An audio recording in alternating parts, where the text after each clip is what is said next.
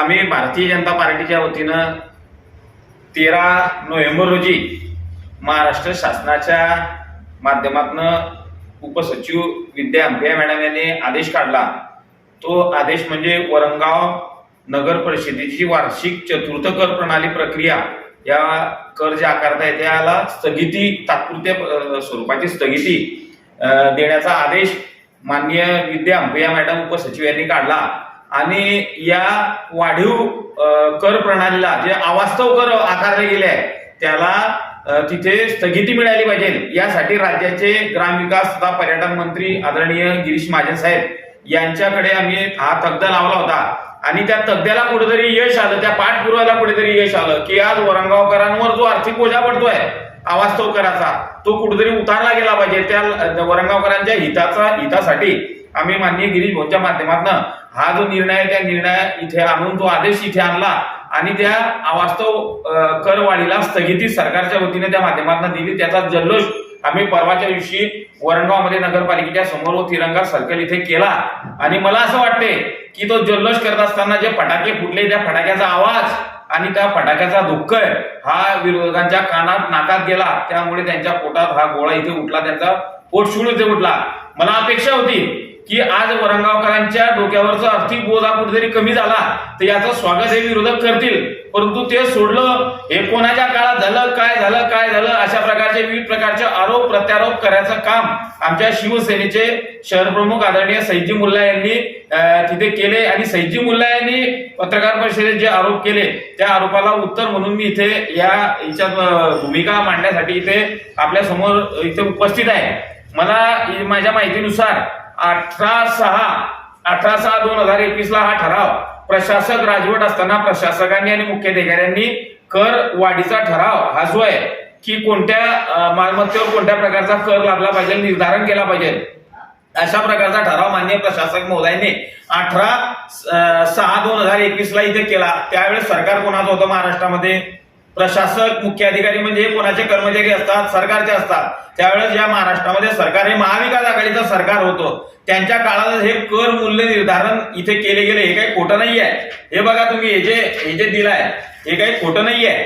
त्याच्यानंतर यावर अंमलबजावणी करण्याचं काम कर नगर रचनाकार जे आहे आपले कल्पेश पाटील नगर रचनाकार जळगाव शाखा तथा प्राधिकृत मूल्य निर्धारण अधिकारी वरणगाव नगरपालिका यांनी मुख्याधिकाऱ्यांना आदेश केले आणि हे जे कर जे आहे ते कर त्या माध्यमातून लावण्याचं महापाप त्या महाविकास आघाडीच्या कार्यकाळामध्ये झालं। त्यावेळेस आम्ही आवाज उठवला, आम्ही शांत नाही बसले। यांना जर कधी जनतेच्या संदर्भात जर कधी एवढा पोटतिडका असतं, जर कधी असता जनतेचं हित जर यांना पाहायला गेलं असतं तर यांनी त्यावेळेस आम्ही केलेल्या जनतेच्या हितासाठीच्या आंदोलनाला उपस्थित राहिले असते। आम्ही हरकती घेतल्या, पुऱ्या वरणगाव शहरातनं एक हजारोच्या संख्येमध्ये आम्ही हरकती घेऊन तिथे की त्याचा जो मुद्दा जो आहे तो कराचा की तो अवास्तव जो कर वाढला गेलेला आहे तो कर आपण लादू नये वरणगावकरांवर, कारण की वरणगावकरांची परिस्थिती आर्थिक परिस्थिती नाही आहे। ती परिस्थिती नसताना तुम्ही अशा प्रकारचा कर लादताय तो रद्द करा अशा प्रकारच्या हरकती जनतेच्या वतीने घेतला। एक मोठा मोर्चा नगरपालिकेवर आम्ही त्या माध्यमातून तिच्यामध्ये नेला। त्यावेळी आम्हाला लोकांशी आमच्या गावकऱ्यांचं हित आम्हाला त्या माध्यमातून पाहायचं होतं, म्हणून आम्ही एवढं त्या माध्यमातून याच्यात उठापटक जे आहे गावकऱ्यांच्या हितासाठी त्या माध्यमातून हिच्यामध्ये केली। परंतु दुर्दैव आहे विरोधकांचं की विरोधक त्यांच्या भाषणात म्हणतात कर रद्द केला, कर रद्द झालेला नाहीये, या करावर स्थगिती आली आहे। आमचा मुळात मुद्दा काय आहे की नगरपालिकेच्या बाहेर जाणारे शासनाकडे जाणारे जे कर जे आहे मग ते शैक्षणिक कर आहे की वरणगाव शहरामध्ये नगरपालिकेची शाळा नाही तरीही तिथे शैक्षणिक कर आकारला जातोय। वरणगाव शहरात रोजगार हमीचं एकही काम चालू नाही, तिथे रोजगार हमीचं कर आकारला जातोय।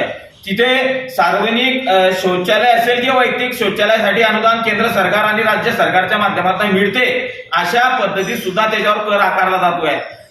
सामूहिक पाणीपट्टी जे आहे ते सामूहिक पाणीपट्टीच्या याच्यावर सुद्धा कर आकारला जातोय। या बाबीवर आमची आक्षेप आहे की हे जे कर जे शासनाच्या तिजोरीत जमा होणार आहे नगरपालिकेच्या तिजोरीत न जमा होताना की ते कर तुम्ही आमच्या इथे ती सुविधा नसताना तुम्ही का आकारले जाताय, तो कर रद्द केला पाहिजे किंवा तो कमी केला पाहिजे अशा प्रकारची मागणी भारतीय जनता पार्टीची त्यावेळेसही होती आणि आताही त्यावेळेस आहे। आणि आमच्या सरकारच्या माध्यमातून आमची सरकारजवळ पद होती म्हणून आम्ही तिथपर्यंत गेले। आदरणीय गिरीश भाऊ असतील, तालुक्याचे आमदार आदरणीय संजय सावकारे साहेब असतील, जिल्ह्याचे भाजपाचे तत्कालीन जिल्हाध्यक्ष राजेमामा भोळे असतील, यांच्याकडे आम्ही सर्वांकडे गेले. यांनी या गोष्टीला तिथं सहकार्य केलं. म्हणून आज जी 13 नोव्हेंबरला तात्पुरती स्थगिती हिच्यामध्ये आली आहे आणि त्या स्थगिती कशी कंटिन्युएशन करता येईल, कारण की कर तर रद्द होऊ शकत नाही, कर हे बसणारच आहे, परंतु हे कर कमी प्रमाणात बसले पाहिजे ही अपेक्षा त्या माध्यमातून आमची आहे. बाहेरच्या तिजोरीत जाणारे कर ते न जाता आपल्या नगरपालिकेला फायदा कसा होईल ते केला पाहिजे. शेवटी पाणीपट्टी कर आकारला जातोय.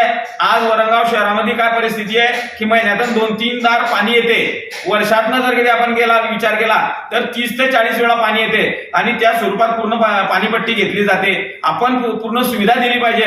नगरपालिका झाल्यानंतर नागरिकांना 24 तास पाणी देणे नगरपालिकेचं बंधन आहे. त्या पद्धतीत आम्ही योजना मंजूर करून आणली पाणी पुरवठा योजना गिरीश भाऊंच्या माध्यमातून. तशाच हिच्यामध्ये जे आहे की हे बाकीचे जे उर्वरित कर जे आहे ते उर्वरित कर हे शासनाच्या तिजोरीत जात आहे. म्हणून त्या तिजोरीवर काहीतरी त्या करावर कुठेतरी बंधन आलं पाहिजे आणि वरंगावकरांवर कराचा जो बोजा जो आहे तो बोजा त्या माध्यमातून हिच्यात उतरला गेला पाहिजे ही आमची रास्त अपेक्षा होती आणि त्याला कुठेतरी यश आलं. एवढं ते आम्हाला म्हणताय की तुम्ही असं केलं तसं केलं. अरे 2021 पर्यंत 22 पर्यंत या महाराष्ट्रामध्ये सईद भाऊ तुमचं सरकार होतं, तुमच्या पक्षाचे मुख्यमंत्री उद्धवजी ठाकरे साहेब त्या विचारात होते. आपण एकदा तरी गेले का त्या मंत्रालयामध्ये की वरंगावकरांवर अशा प्रकारची कर आकारले जात आहे, जुलमी पद्धतीने कर आकारले जात आहे. एकदा तुम्ही सरकारकडे गेले का, मागणी गेली का त्यांच्याकडे? आज आम्ही जसे आमच्या सरकारला आमच्या सरकारजवळ आमची पत होती म्हणून आमच्या सरकारनं आज या वरंगावकरांवर जे अवास्तव कर जे लादले जात आहे त्याला स्थगिती दिली आहे. आणि तशा पद्धतीनं हे तुम्हाला जनतेचा जर कधी कळवळा असता तर त्यावेळेस तुम्ही मंत्रालयात गेले असते. परंतु विरोधकांना या वरंगाव शहरामध्ये काय काम आहे? फक्त गोट्या काढायचं काम आहे. वरंगावच्या बाहेर कधीही जाणं नाही, वरंगावसाठी विकासासाठी कधीही झटणं नाही. हे धंदे फक्त गावातल्या गावात बसणे आणि आरोपावर प्रत्यारोप करणे एवढंच काम आहे. अरे हिंमत जर कधी असेल तुमच्यामध्ये तर स्पर्धा करा, ती विकासाची करा. पत्रकार परिषदेची काय स्पर्धा करता? आम्ही घेतलेले का तुम्ही घेतलेला अर्थ नाही आहे. वरंगावच्या जनतेला सर्व कळून चुकलाय की वरंगाव शहराचा विकास कोण करू शकते, वरंगाव शहराला कोण पुढे घेऊन जाऊ शकते. वरंगाव शहरात विकासाचं विजन कोणाकडे आहे, लिडरशिप कोणाकडे आहे, त्यानंतर डायरेक्शनची भूमिका कोणाकडे आहे, त्याकरता वरंगावच्या जनतेला सर्व काही कळलंय. सन्माननीय शिवसेनेचे शहरप्रमुख सईद भाऊ यांना मी विनंती त्यांना आव्हान करणार आहे की अशा प्रकारच्या पत्रकार परिषदा घेऊन खरं तुम्हाला जर कधी गावाच्या लोकांमध्ये तळमळ असेल तर तळमळ जर कधी असेल तर तुम्ही स्पर्धा करा, ते विकासाची करा. अशी फालतू स्पर्धा करून काय फायदा आहे का? हे कागद दाखवत बसायचे. हे कागद आहे माझं, हे पुरावे आहे. हे काय पुरावे खोटे आहे का? हे सर्व पुरावे आहे. हे पुरावे माहितीच्या अधिकारामध्ये मी नगरपालिकेकडनं घेतले आहे. कर निर्धारण कोणत्या काळात झालाय? 2021 ला. ठराव कोणत्या काळात झालाय? 2021 ला. सरकार तुमचं होतं. त्याच्यानंतर मी लगेच आंदोलनाचा इशारा दिला होता. लगेच आंदोलन केले होते आम्ही. 21/11/2021 पासून आम्ही आंदोलनाला इथे सुरुवात केली. जनतेच्या सह्या घेतल्या, हरकती घेतल्या. असं एवढं हे करत असताना आम्ही जनतेच्या आमचे जे प्रयत्न जे आहे ते जनतेच्या समोर त्या माध्यमातून आहे. त्याकरता मी कोणाला जे या पद्धतीमध्ये जे काही आरोप प्रत्यारोप होता त्या आरोप प्रत्यारोपाकडे न जाता आपण या गावाच्या विकासाचं, गावाच्या भल्याचं आपण सर्वांनी पाहिलं पाहिजे. विरोधक जरी तुम्ही असले तरी विरोधकाच्या भूमिकेतनं सुद्धा विकासाचा मार्ग काम त्या माध्यमातून साधलं जाऊ शकते. त्याकरता या पद्धतीमध्ये आपण जे करताय त्या याला एक भारतीय जनता पार्टीच्या माध्यमातून हिच्यात आम्ही हे स्पष्टीकरण करण्याचा प्रयत्न केला आहे. ते म्हटलं जाते ना, कोल्ह्याचे तोंड द्राक्षाला पोचले नाही तर द्राक्ष आंबट आहे म्हणून ते खाल्ले नाही, असा गावागाव करणारे हे आपल्या गावातले वरंगावातले विरोधक आहेत.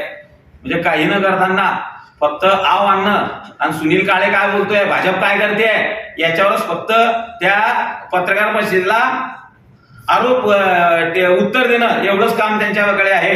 त्याकरता सुनील काळेकडे 1 बोट दाखवताय तर 4 बोट तुमच्याकडे आहे. त्याकरता आपण काय केलं हे सुद्धा जनतेला दाखवण्याची आवश्यकता आहे. त्याकरता वरंगावकरच्या जनतेला मी विनंती करणार आहे की येणाऱ्या निवडणुकीमध्ये कोणत्या उमेदवारांना निवडून दिल्यानंतर काय केलं याचं ऑडिट सुद्धा त्या माध्यमातून मतदारांनी केलं पाहिजे. खऱ्या अर्थानं आपल्याला वरंगाव शहराला विकासाच्या दृष्टिकोनातून महाराष्ट्रात क्रमांक 1 न्यायचा आहे.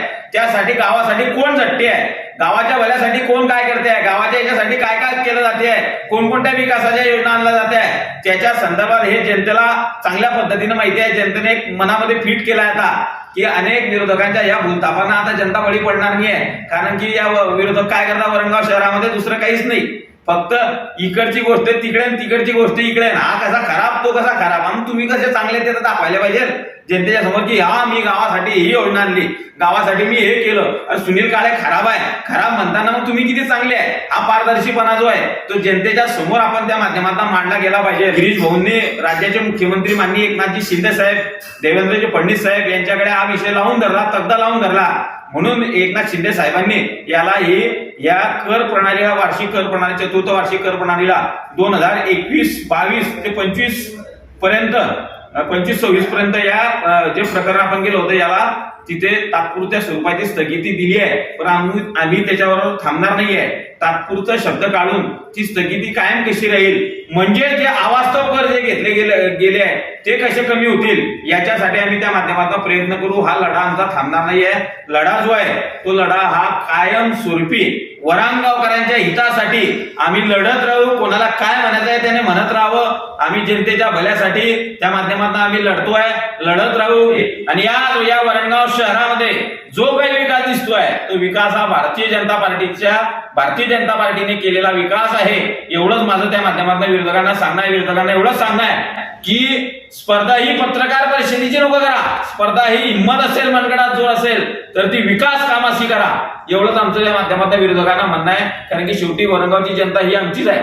त्याकरता या जनतेसाठी धडपड करा. जनतेसाठी धडपडणं, काम करणं, विकासासाठी पुढे जाणं हे भारतीय जनता पार्टीच्या कार्यकर्त्याचं काम आहे. आणि हे जे यश आलंय हे यश माझ्या वरणगाव शहरातल्या एकूण एक भारतीय जनता पार्टीच्या कार्यकर्त्यांनी वेळोवेळी केलेल्या आंदोलनातनं, वेळोवेळी केलेल्या पाठपुराव्यामुळे हे यश त्या माध्यमातून आलाय. आदरणीय गिरीश भाऊंचे मी आपल्या माध्यमातून, आपल्या चॅनलच्या माध्यमातून मनापासून आभार मानतो की 6 एप्रिल रोजी हनुमान जयंतीच्या दिवशी आदरणीय गिरीश भाऊ तिरंगा सर्कलवर आले आणि तिरंगा सर्कलवर वरणगावकरांना शब्द दिला की तुमच्यावर जी अवास्तव करवाढ केली आहे ती करवाढ रद्द केल्याशिवाय मी राहणार नाही. आणि आज भाऊंनी दिलेला शब्द पूर्ण केलाय. मी भाऊंच्या मनापासून आभार मानतो. परत मुख्याधिकारी माननीय समीर शेख साहेब, जिल्हा प्रशासनाला मी विनंती सुद्धा करतोय की आपल्याला जो 8 दिवसाचा अहवाल मागितला, 8 दिवसाच्या आत तो अहवाल देताना माझ्या वरणगावच्या जनतेच्या हिताचं, भलाचं आपण पाहिलं पाहिजे. कारण की कोरोना काळाच्या नंतर लोक अत्यंत उद्ध्वस्त झालेले आहे आर्थिक परिस्थितीच्या दृष्टिकोनातनं. इथे रोजगार नाही आहे, इथे उत्पन्नाचं साधन नाही आहे. त्याकरता या लोकांवर तुम्ही आर्थिक कराचा बोजा जो आहे तो या शैक्षणिक कर असेल, रोजगार हमी कर असेल, वृक्ष कर असेल, त्यानंतर सार्वजनिक पाणीपट्टीचा कर असेल, या कराचा जो बोजा आहे तो कमी करावा. अशा प्रकारचे मी तुम्हाला प्रशासनाला सुद्धा त्या माध्यमातून विनंती करतो. सरकारच्या माध्यमातून माझ्या वरणगाव शहराचा सर्वांगीण विकास कसा होईल यासाठीच आम्ही त्या माध्यमातून प्रयत्न करू. जय हिंद, जय महाराष्ट्र, जय वरणगाव.